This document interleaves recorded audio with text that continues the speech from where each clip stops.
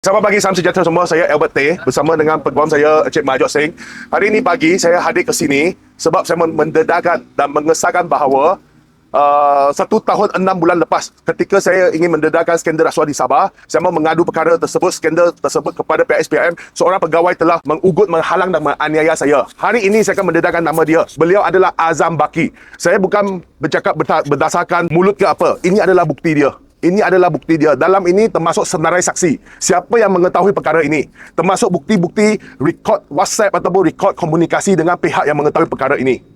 Okey, saya mengesahkan bahawa dalang yang mengugut saya, menghalang saya dan menganiaya saya ketika saya mendedahkan skandal rasuah di Sabah pada November tahun 2024 adalah Tan Sri Azam Baki, Ketua Pesujaya SPRM yang telah bersara semalam. Mohon maaf, bekas Ketua Pesujaya SPRM. Ya, pertama.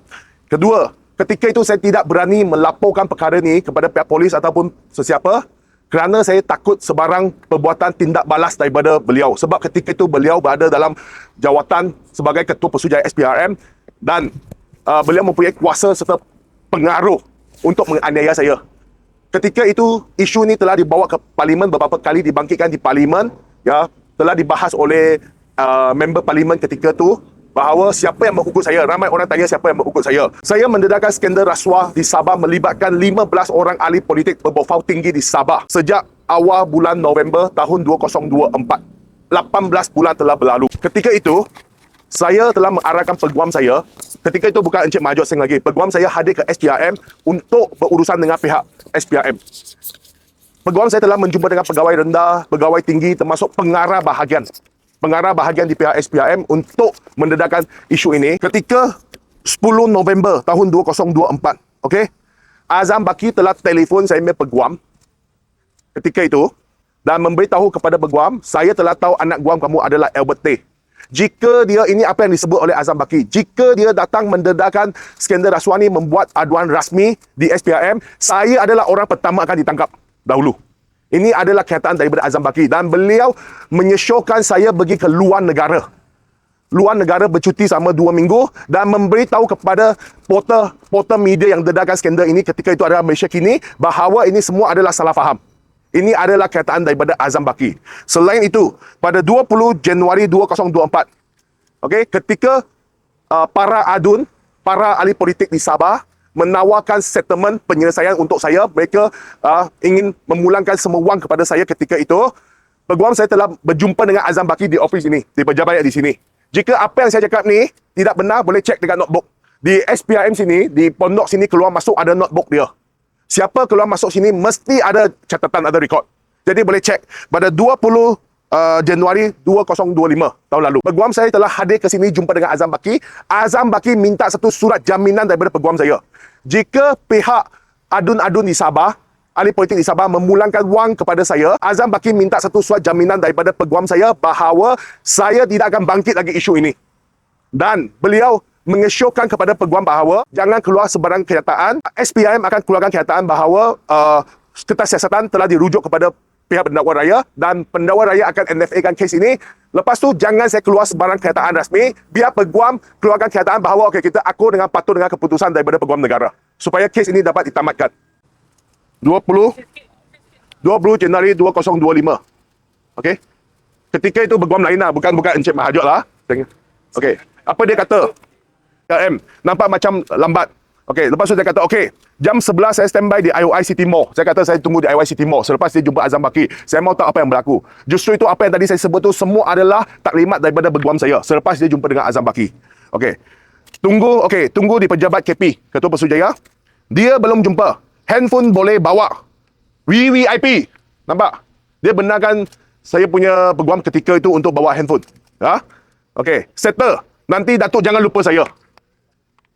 Dia minta saya jangan lupa dia. Okey? Tetapi saya tidak setuju. Saya ingin menuntutkan keadilan. Bukan saya mahu wang tersebut. Saya tidak mahu wang tersebut. Saya mahu mereka ditangkap, didakwa ke mahkamah. Nampak? Dan ketika peguam saya jumpa dengan saya, dia ada tunjuk satu keping gambar. Saya ada saksi bersama dengan saya. Sekeping gambar peguam saya ketika itu dengan Azam Baki. Ada sekeping gambar. Beliau tunjuk sama saya. Tapi dia tak send sama saya lah. Tapi bukti ini cukup mengesahkan. Bayangkan berapa jahat ini Ketua Pesujaya SPRM. Dia bersekongkol ya dengan ini adun-adun di Sabah, ahli politik di Sabah untuk mempertahankan mereka, melindungi mereka. Menurut apa tita tuanku, beliau adalah pengkhianat negara. Okey, bekas ketua Pesuruhjaya SPM adalah pengkhianat negara. Jadi hari ini saya telah membuat satu laporan polis tadi di IPD Putrajaya, ini laporan polis dia, dan saya akan melampirkan laporan polis ini berserta dengan bukti-bukti semua, senarai saksi, semua segala rekod komunikasi semua akan serah kepada pihak SPRM, dan saya akan menggesak pegawai yang terima dokumen ini serah kepada Ketua Pesuruhjaya SPM baru yang bertugas, yang bermula bertugas hari ini. Saya ingin memberi nasihat kepada Ketua Pesuruhjaya SPM baru. Kami semua sedang menunggu tindakan lanjutnya. Kami kami telah menaruhkan satu harapan yang tinggi terhadap beliau dan kami menuntut tindakan segera diambil, termasuk siasat Azam Baki. Panggil Azam Baki untuk siasatnya. Saya ada buat penyelidikan berhubung latar belakang Ketua Pesuruhjaya SPM yang baru dan beliau adalah seorang tegas. Justru itu saya amat yakin dengan beliau. Baru saya berani membuat laporan polis ni. Laporan polis mendedahkan bahawa Azam Baki adalah dalang yang mempertahankan ini adun-adun di Sabah, mempertahankan ahli politik berprofil tinggi di Sabah. Ini telah menunjukkan dua darjat dan menunjukkan beliau ni memang salah laku. Salah gunakan kuasanya untuk bersekongkol melindungi mereka.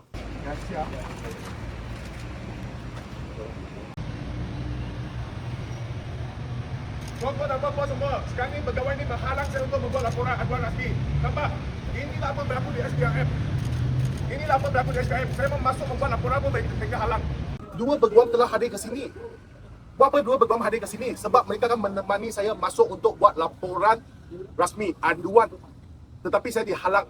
Dia kata hanya seorang peguam boleh masuk. Jadi seorang lagi peguam datang ke sini buat apa?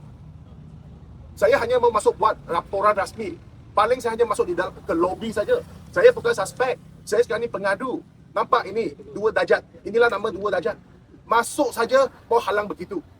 Biasa saya sentiasa keluar masuk sini, tak pernah pun halang begitu. Tak pernah pun ada seorang pegawai datang ke sini depan sengaja sekat kata hanya seorang peguam boleh masuk.